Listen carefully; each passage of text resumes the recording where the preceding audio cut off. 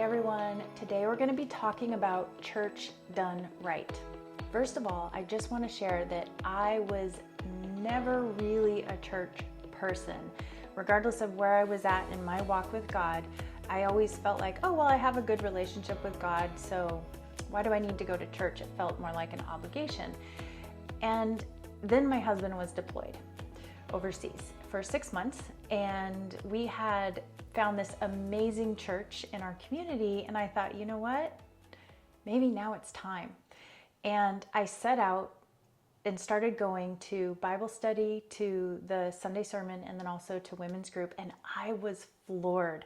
I remember the day I called my husband and said, you know what? We've been missing out.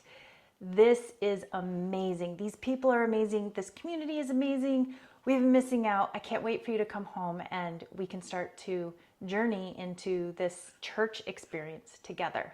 So we're now happily in our church home together. He did come back from his deployment, and we even got baptized a couple of months ago together. It was such a blessing of an experience.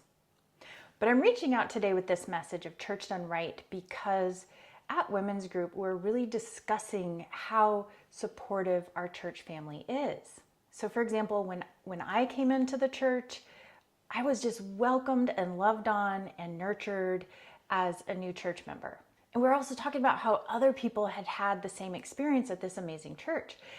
And then we started talking about other churches that haven't had that. And it just really got me thinking, like, why?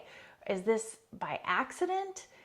No, I realized it's all about the leadership. Our church leaders not only walk their talk, they also teach us how to embody that spirit of love, acceptance, non-judgment. And this is what I call church done right.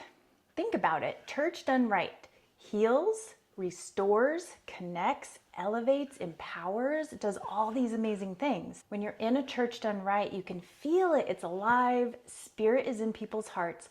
Judgment is set aside, and love radiates from people. Not only that, but when someone is going through a hardship, the people come together and are so supportive. It is like an extended family. But sadly, this brings us to the other side of that, and that is church done wrong. Church done wrong creates harm, it creates trauma, it creates greedy teachings, weaponized messages of judgment, and all of this breeds fear, and not the healthy kind of fear, but the fear that actually internalizes and ends up being unhealthy. And I want to admit that church is done wrong is why I didn't want to go to church for all those years. But let's not just stop at church done right and church done wrong, because there is a third category that we can see and experience, and this is the neutral church.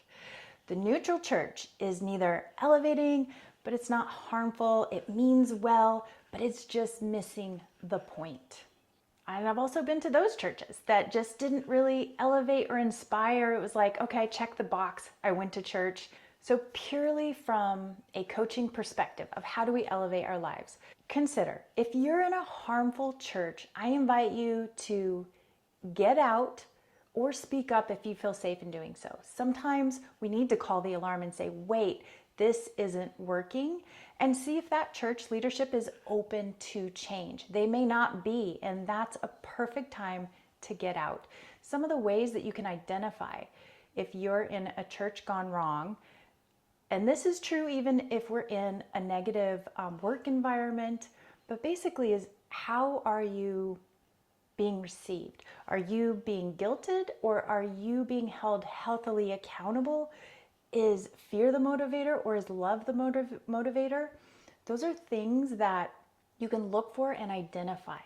What is going on with the leadership? Another coaching perspective, if you're in a neutral church, ask yourself, what can I do to help elevate this community? If you're bored, can you start a program?